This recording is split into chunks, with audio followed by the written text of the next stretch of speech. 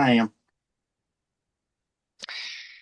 Hey everybody, it's Kat, and I want to welcome you to this episode of Backstory Sessions. I'm joined today by my co-host Willie. Hey Willie. Hey, Kat. Oh my, I am so excited for this episode today because this brings back so many memories. I'm a big fan. Oh, thank you. Yes, Kat. we have Lobo with us today, and Willie, one of the things, Lobo. yes, um, Sheriff Lobo? well, this is Lobo from my childhood. Oh, I have so many songs, like my and memories with my dad of just hearing these songs, and then later they would apply to different parts of my life. So the thing intriguing about today, besides all of that, because I know there are going to be many listeners out there that are just like me, like these songs take them back to certain moments in their own life. But the first song that he wrote, he just recently recorded and released. And I don't know that we've ever had another guest where, that was the situation. I mean, like usually a first song is like either really bad, or like they feel like really good and they go ahead and like release it. So this, I can't wait to hear what the backstory of this is. So, okay. he grew up in Florida, and now like it's almost a full circle and we're just gonna find out everything. So, Okay. Lobo, I want to welcome you to Backstory Sessions, and I am really excited to have you as our guest today. Well, thank you. It's You know, nice to be here. well, I can still recall the wheat fields of St. Paul. I've just been dying to say that because, your lyrics are so timely to yet timely to the moment, but then they're unforgettable over a lifetime, really. Well, Uh, thank you. so, how did this start out for you? You were, growing up in Florida, and was music and writing like, where did this begin? Were you just that child prodigy, or how did it become a part of what you were to do later? Well, it was kind of a lark in that a guy down the street threw away this old guitar and asked me if I could have it, and I took it and learned. Back in those days, you knew three chords, you could play every song on the radio. And then we did a talent show at high school, and back in the late '50s, kids had never heard live music that of that style, what's on the radio. And then I don't, Kat, I can't tell you why it was so easy for me, but I wasn't overly technical about things. If I heard something like, I don't know, years ago, there was a song called Hey Paula. And actually, it was done by a guy named Paul and Paula. And I was convinced it was Paul doing a falsetto. So I would sing the song like the girl and the guy because that's the way I heard it. Well, nobody else would play the song because there wasn't a girl in the group. And that's the kind of stuff I just always played what people wanted to hear, not worrying about whether I was really playing the right chords and stuff. And I've always regretted not having to be a better musician than I am because it just everything seemed to work. And I don't have an explanation for it. So, did anyone else in your family play an instrument or sing? Like, did you have a musical, like your siblings or mom and Well, dad? no, well, oddly enough, you hit on something that is strange. But my mother married my father and had my older brother, who's 3 years older than me, and then I guess they had another. They split up and they had a tryst of sorts, and along came me, and I never saw the guy, but he was actually in a traveling big horn band back in the 40s, or yeah, in the 40s. And my mother was a singer, just in college, you know. Anyway, that's how they got together. But he knew I existed. He knew that I was successful, but he chose not to make contact. Some of his brothers and stuff did.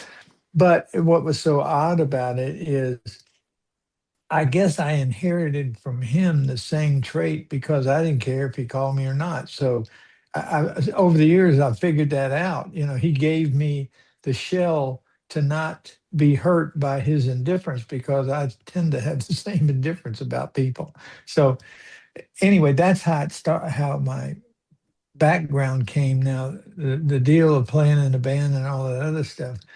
Uh, I as years went by and I was going to college and I was, you know, I could play 3 nights a week and make enough to pay everything it took to go to school and stuff. And so I was playing in a club one night and this guy came in and heard a song. It wasn't my song, it was just a song. And it ended up being Phil Gernhardt produced Abraham Martin and John and Let Your Love Flow and all the Snoopy verses. He was the connection. And that's how I got started. And he said, he made a statement to me. He said, listen, he says, you're an okay singer.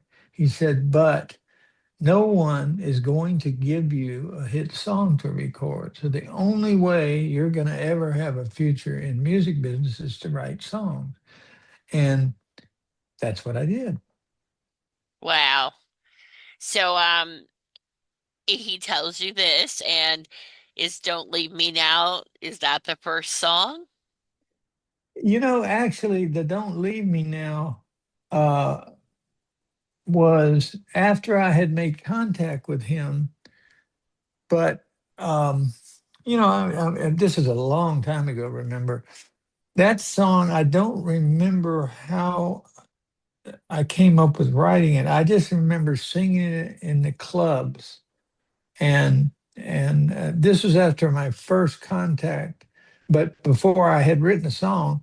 And so I guess it was in that period where I was experimenting with writing, but I just remember people requesting it because as it ends up, most of the hits and stuff I had were ballads, and I don't remember what the inspiration was for writing it. I just, you know, the reason I did it now was I had that in the back of my mind. I kept hearing that chorus, and I said, I actually had to, I only knew the chorus in the second verse. And so I actually rewrote it or finished it recently. And that's how it came to be. And this is the beauty of the internet. You don't have to have anybody's approval to do it. You do it the way you want to do it. And I did it the way I would have done it years ago. I wasn't trying to be anything but a 50-year-old song that I recorded the way I did, and that's the whole way it came about. Well, how interesting. I mean, that's quite a backstory to a creation, you know. It's very intriguing to me. Um, had you finished it when you first started it, do you think it would be the same song as it is today, or, has maturity and years given you a different perspective? Oddly enough, I find, and because we're working on another project now that's for the website stuff, and we go back, and me personally, I never, I mean, I listened to the Beatles, of course, that was the inspiration to do everything, but I never tried to sound like anybody. And once I was initially successful, I stayed away from everything in order to keep whatever I did the same because it seemed to work. And whether this song would have passed scrutiny with the producer who called the shots back in those days, I have no idea because I can't recall if he ever heard the song or not. I know I had another song that was, my songs were mostly on adult contemporary station, you know, the stuff you hear in the elevators and that sort of stuff. But I had a song called "Don't Tell Me Good Night," which only came into the being because I was playing a tape with some songs from my producer, and we started talking, and it kept going. The tape kept running, and it got into the song, and I thought this "Don't Tell Me Goodnight" was so wishy-washy. Anyway, we ended up recording it. I think it got in the 30s or something, but it was real high on the adult contemporary chart. But that's you can't second guess or guess at all what how my producer would have viewed this song had I played him what I did now. I have no idea. Well, how did it feel to pull the song back out and finish it? Well, it was fun because it was going back to the way I originally did things, and I had a different sound. My all my records had a real strong strumming acoustical part, and this is the same thing. It's just it was it was very nostalgic doing it the way I did it because it was once again now we have Pro Tools, which are the computer based. I have more tracks in my behind me on my computer than I had at a big time studio back in the days. I'll tell you a fun thing. That's one of my favorite stories. Me and you had a dog named Boo, which is the uh, Yes. okay. That was recorded in New York in Jimi Hendrix Electric Lady Studio. Can you imagine that? And, Oh and my San, goodness. well, and Santana was in the Studio A, and we were in Studio B. And they came to work all night when we left to go eat hot dogs. That's the way it was. Wow. I mean, what a memory that is. Yeah. So how did Lobo come to be your name? Well, we had one. The first time I went to New York was in 1969 when the Mets won the pennant after losing for 100 years. The Mets never won in. And I wrote this song called "Happy Days in New York City," and it was about the Mets winning the thing. And I went to New York, and everybody thought it was a hit. And we recorded it live with strings, and I was just absolutely bowled over by what it sounded like, but it didn't do anything. And I used my name on that. And so when it came to Me and a Dog Named Boo was a song that everyone that heard it thought it was a hit. And so I'm thinking, man, that other thing was a stiff. And if anybody put my name to I might hurt anyway. And how the name came about was when I refer to Phil, that's Phil Gernhardt, the producer from back there. He said, make a list of names. And Lobo was on the list, and of course it means wolf in Spanish. And the original reviews, of course, were I was a group, and I've always stayed out of it. I mean, I did the minimal amount that I had to do to. I was on a few television shows and stuff, but I never wanted that part of it. And so hiding behind the name and them saying it's a group or whatever. Now Lobo is this fictional character, which uh, what's his name, Jason Momoa or whatever his name is. He it's a huge movie coming out. It's a cartoon kind of Supergirl, I think is the name of the movie. Anyway, so Lobo is all of a sudden all over the place. That has nothing to do with me, and that's fine. It's just for someone like me that enjoys the studio part of it and not having to be out front. It worked perfectly.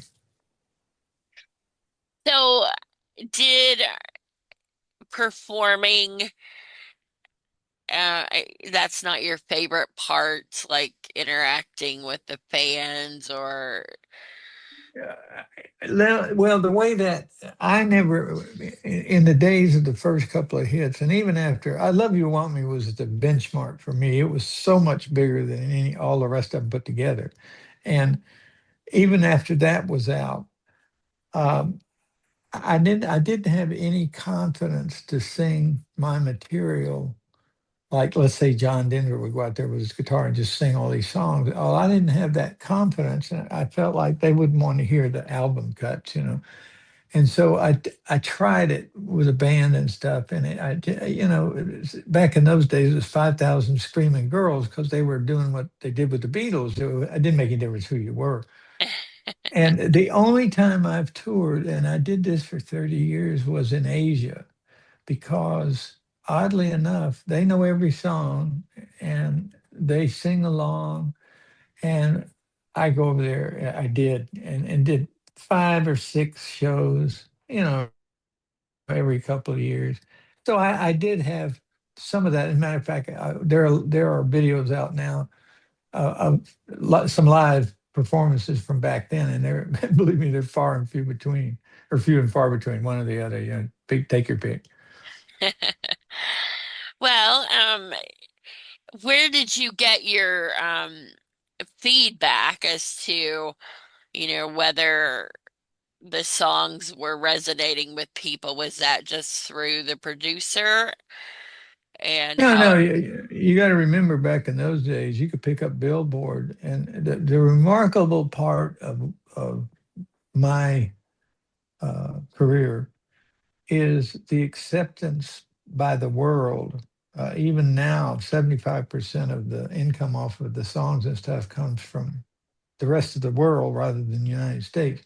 And I've read hundreds of times how you helped me learn English because they could understand every word I said. I enunciated because my mother, when I was a little boy, said, "Don't you ever slur your words." And so you can understand every word on every song I've ever recorded. And that they even now I get an email from Nepal. Okay, now how's that? And the guy's saying, "Oh, you helped me learn English, and my grandmother and my father and blah blah blah." And so it was always a wonder to me to pick up Billboard, and they had all the foreign charts from all the countries, and there I'd be, and I just couldn't understand it. And I said, okay, and it was I'll tell you the way, another short story, real short. When my grandkids were, 4 and 6, and that age, where they didn't want to go to bed, my wife used to put him in the, we used to watch them on the weekends when our kids were getting their business started. She'd put on my greatest hits album. They'd be asleep in 3 minutes. And it was the softness and uh, it's the calming effect that my voice has on people. And that's still, I hear that all the time. I mean, it's just like when I've had a bad day, I put your greatest hits on, and I'm taken away and that sort of stuff. And once again, that's another thing that over the years, and even now, because my wife and I like to read the comments, and there was one the other day where a guy said, you know, when I was 5 years old, I can remember my parents dancing to your songs. They're 88 and 87. And he said, I hope I see their last dance. Well, that's the kind of stuff that just tugs at your heartstring, heartstring. You don't, it's hard to believe that you have that lasting effect on people. And I accept it, and it's just a strange thing. But that was that. Anyway, Well, that's a great testament to what you created. I can imagine how that must make you feel. All right, Willie, this is fascinating. So, what would you like to know? Well, the reason I said at the start of the interview, Sheriff Lobo, that's the only Lobo that I remember from my childhood. yeah. So, because I was born in 1973, but I'm sure that if I Oh, mentioned your name to my mother, she would yep, instantly know who you are. that's right. Uh, you were one of 6 children, is that correct? Well, we were one of those he and she and us things. We had my mother had my brother and I, and my stepfather had 4 children. His wife had died, and then we had one. They had one, and so there were a total of 7. Was that hard to growing up? Was that how was No, that having a blended it really, family? well, one of them was killed in a water skiing accident. Another one was killed in a car wreck. Oh Uh, goodness. well, his family was a tragic family, an old New England. His great grandpa, one of them, designed the Indian head penny, and they were from an old New England. Uh, there's have stuff in the Smithsonian and stuff like that. And we had enough to do things we wanted. We grew up in a great environment, and no, we didn't. I was not to say a loner, but I didn't hang around. I was gone as much as I could. Just because I loved the freedom of going out and you know Hmm. woods and stuff like that. Okay. Do you have a favorite song that you have done? Uh, you know, Probably it's a song called "Don't Expect Me to Be Your Friend," and it's about after a relationship is over. Let's be friends. That didn't work. I guess, I guess it does for some people. It wouldn't work for me, but I've always liked it because my producer didn't, and so Oh, he uh, just said it was just an album cut, and he said you just do whatever you want to. So in the studio, he was on the phone, and I sang the backgrounds and everything, played all the guitars, and it was a top 10 record on the pop chart. So it was a big record, and I've always liked it because it was. He didn't. I guess that was the main reason. and then what did he think after it became Oh, that? he was the type that wouldn't have admitted that he didn't. Oh, This guy had, believe me, he had monumental mental problems, and he worked for Curb Records in Nashville for years and years and years. And I didn't see him since the late 70s. But at any rate, he ended up killing himself. Yeah. oh, Shot himself in the mouth because he said uh, he was dying of cancer, and at the autopsy there was no cancer. So uh, that tells you he was haunted, and I don't know why, but he was a very hard person to deal with. And then I took him Jim Stafford, who was also successful, and we co-produced him, and that kind of complicated our relationship. But I always felt sorry for him in retrospect because he died with nothing. I mean, a lot of money, but in a big house in Nashville by himself, And I but it was a complicated relationship. But I realized that there was only one way with him, his way or no way, and I'm the only one down in St. Petersburg that did that. And all the other ones, no one else succeeded, and we had a lot of people trying. But I did what he wanted and when he wanted it, and it was the way to do it, and I realized that. But we had a strange relationship, and then it's a very personal thing with a producer and an artist because you spend so much time writing the songs, talking about, possibly rewriting, recording them, then going mixing them. Back in those days, it was all a manual thing, hour after hour, then being on the airplane from Florida to Atlanta or LA. And and uh, and once again, I was dealing with somebody that had to always be right, and and uh, but it worked fine. I have no complaints. I'm just explaining to you the way it was. mhm. Okay. So, um, me and you and a dog named Boo. The line, "Love being a free man." This seems to be a little different. Like even of the moments it takes me back to, it's a different moment than the ballads or the more love songs, I guess. So Yeah, did this what inspired this song? Did you have a dog named Boo or yeah. Well, I mean, I told you before about having gone to New York the first time and had while I was there, I had an interview with a big publisher up in New York, and just a chat to helped me get along with the songwriting. And he made a statement, and this is the Helen Reddy had a song called "Me and You Against the World," but that was afterward. He just said a statement to me. What's going down with songwriting now is it wasn't exactly me and you against the world, but it was me, you know, uh, two people, not two, but just it was me and you against the world, the way I remember it. And so I was trying to write a song, you and me, and I couldn't find a ram and couldn't. So I turned it around and I said, me and you. Now everybody thinks I made this story up, but this is because I've been asked this question and it's the same answer because it's the truth. I live in Florida, and we all have sliding glass doors on what they call a Florida room.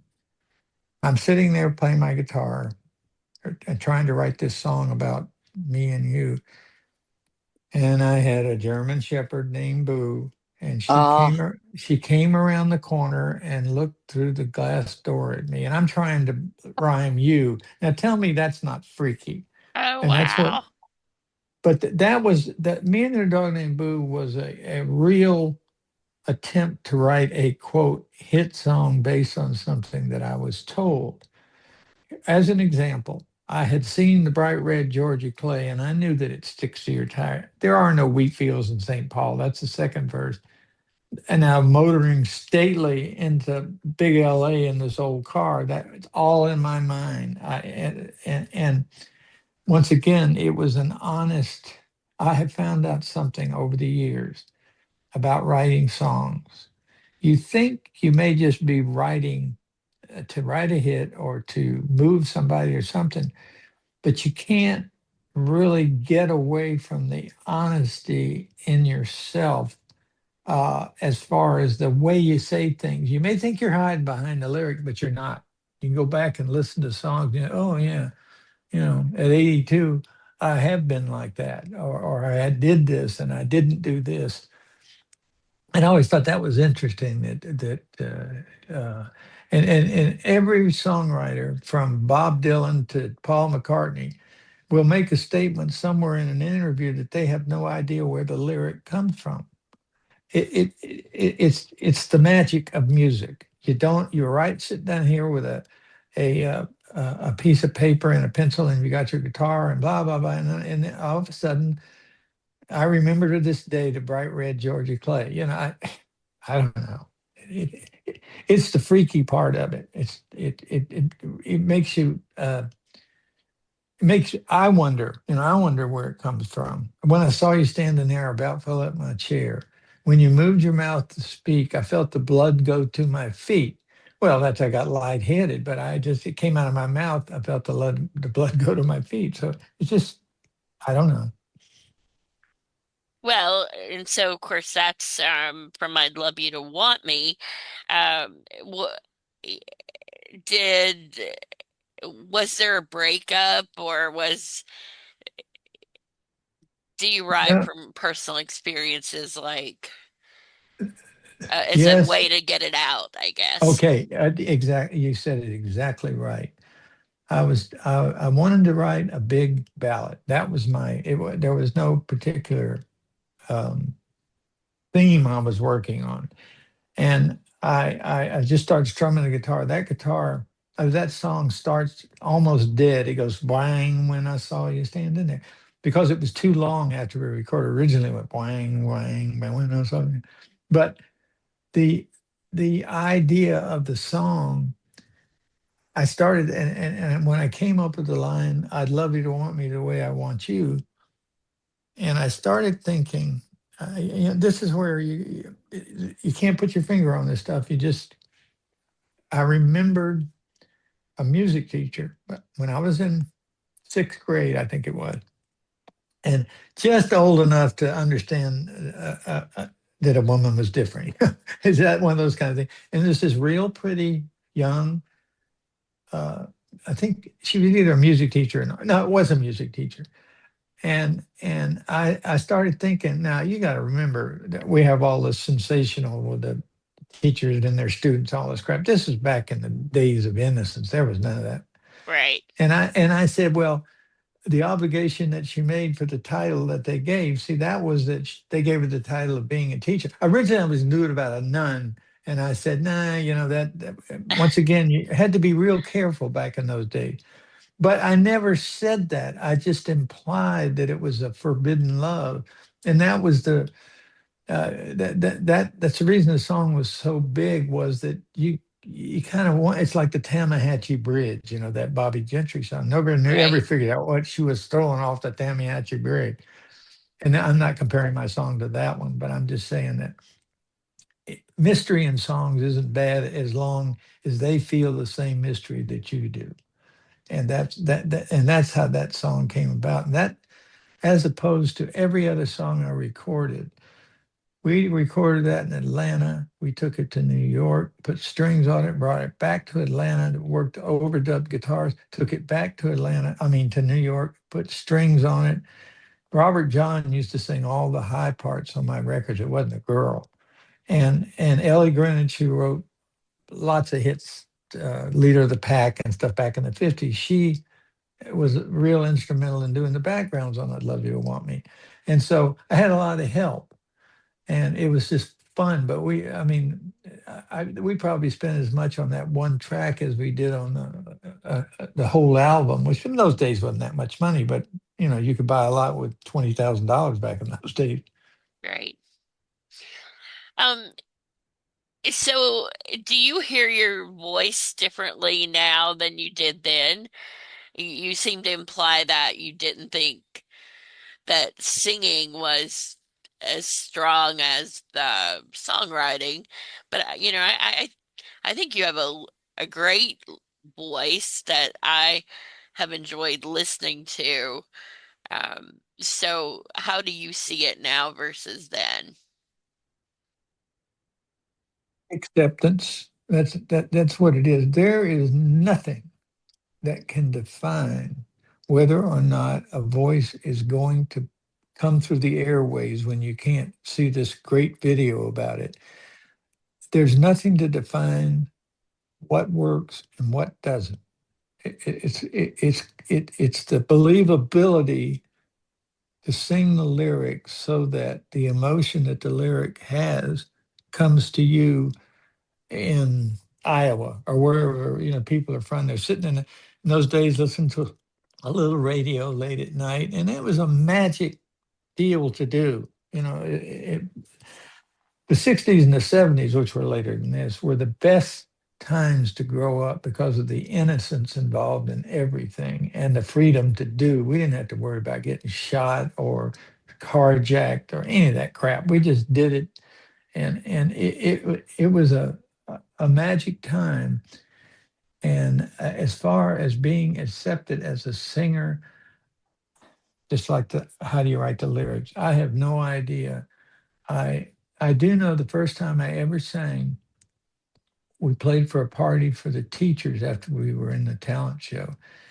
And the first song I ever sang was What'd I Say by Ray Charles, which is nothing like what I would sing. But I do know that the first time I said, Tell your mama not to treat me wrong, come I love you, daddy. That's the opening line. The room stopped. All the teachers stopped dancing and they stared at me.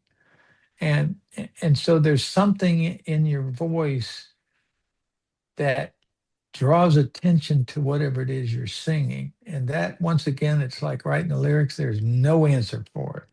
So I view myself as being fortunate that they accepted me. I don't judge myself one way or the other. When I said that they said I wasn't much of a singer, that was the producer saying to me, give me the impetus to write rather than sit around and wait on somebody to find a song I could sing. And so I don't rate myself either way. It's more I'm grateful that it was accepted for whatever reason.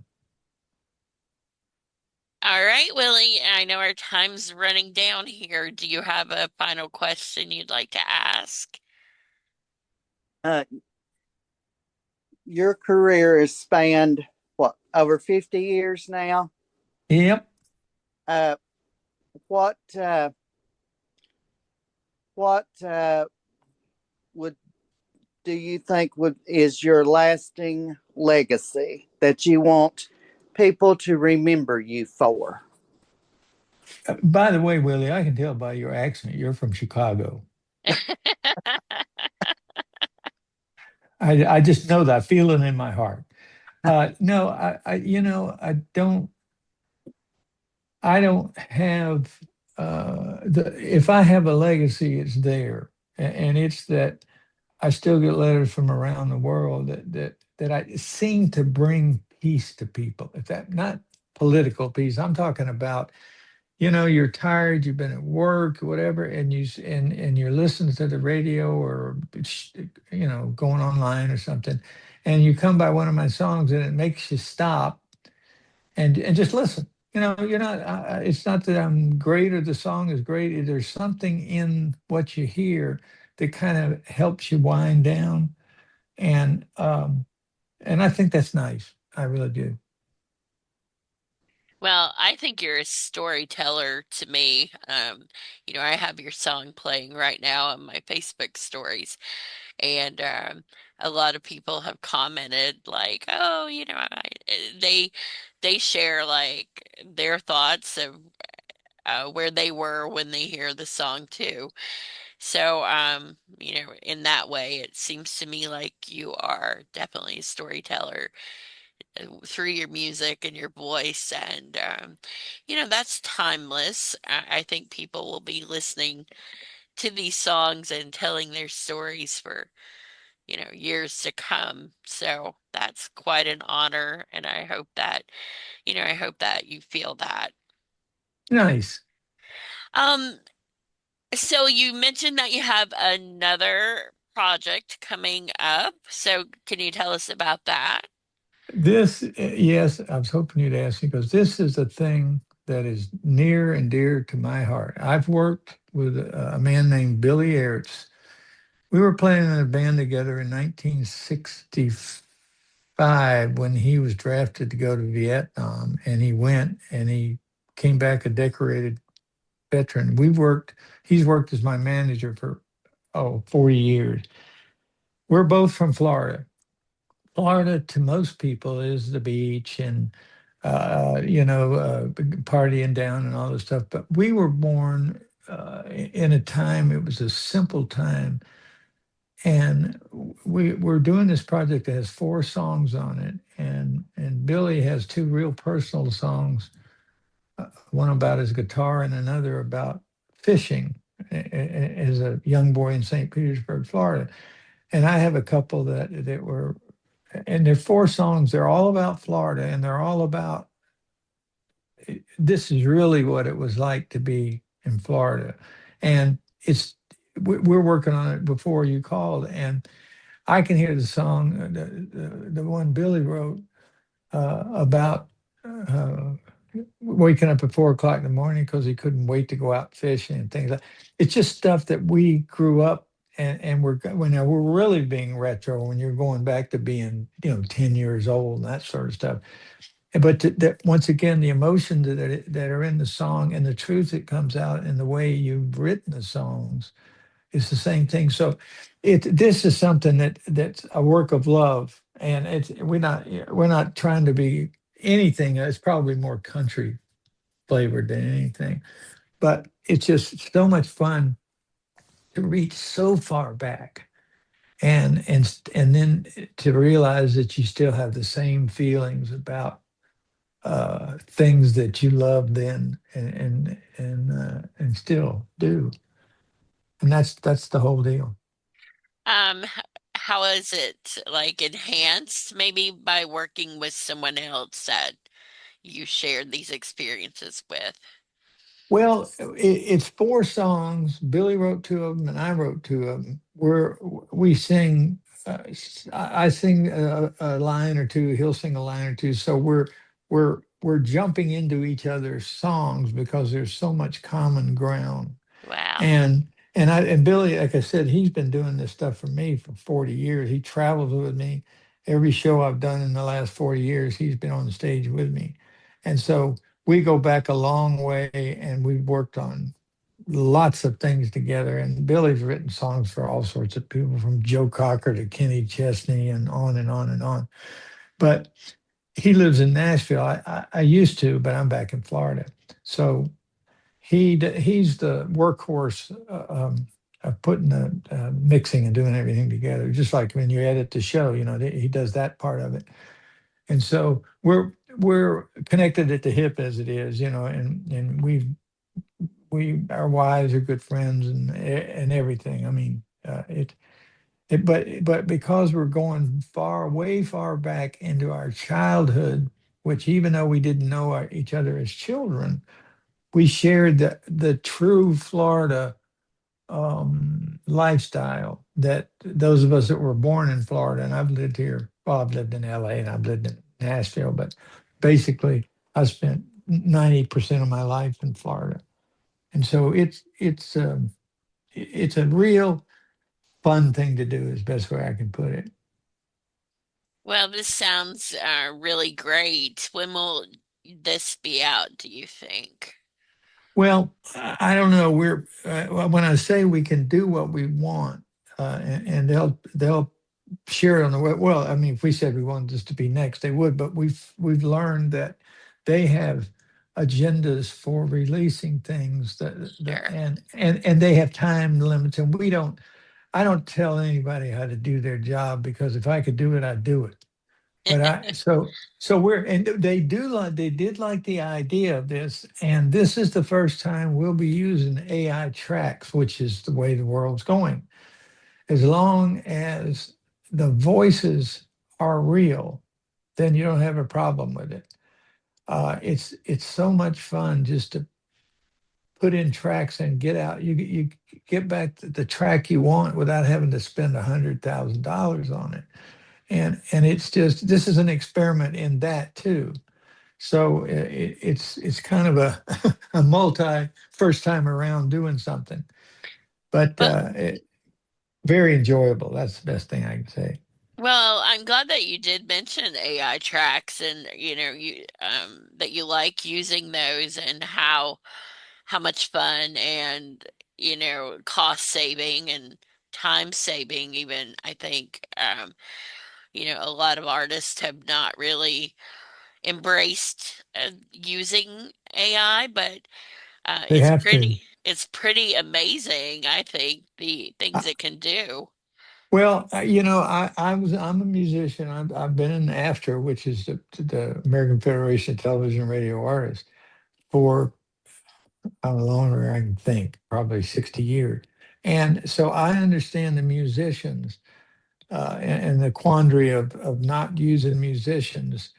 But I also we have cut a lot of songs that they were demanding double and triple rate rather than because the reason they can get it is because other people will pay them. And those are the musicians you want on your stuff. But they, in essence, it's caught up with them. Of course, they're all rich now. It doesn't make any difference.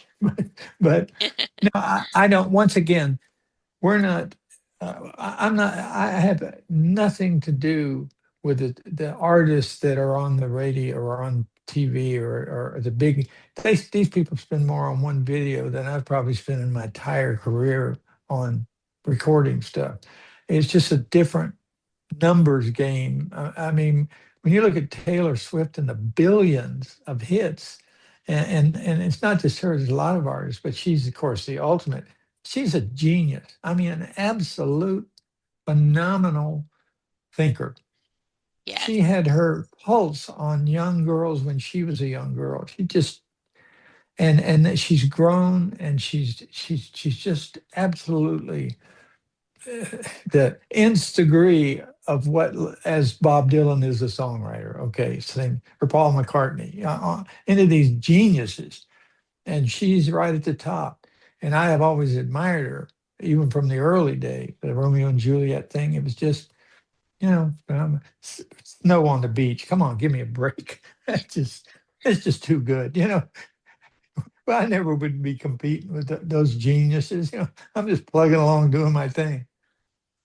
Well, your thing has lasted a very long time and made a lot of people happy. So I am so honored that you were our guest today, and I hope that you'll come back when your new project is out and tell us how it went and what's coming up next after that.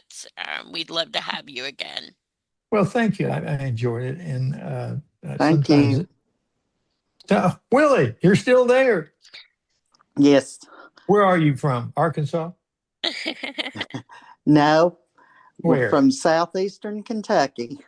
Well, I wasn't that far off. Southeastern, Kentucky. I've never spent a lot of time. I have a place in Franklin, North Carolina that I go every summer. That's just above Atlanta in the mountains. But I love that part of the country. Kentucky's not that far. A little, a little west. Well, that's good. I could tell by your accent that you were one of those Yankee people. I knew. He gets a lot of comments on that accent. So, Oh, yeah. yeah. All No, right. that's good. Listen, I enjoyed talking to you.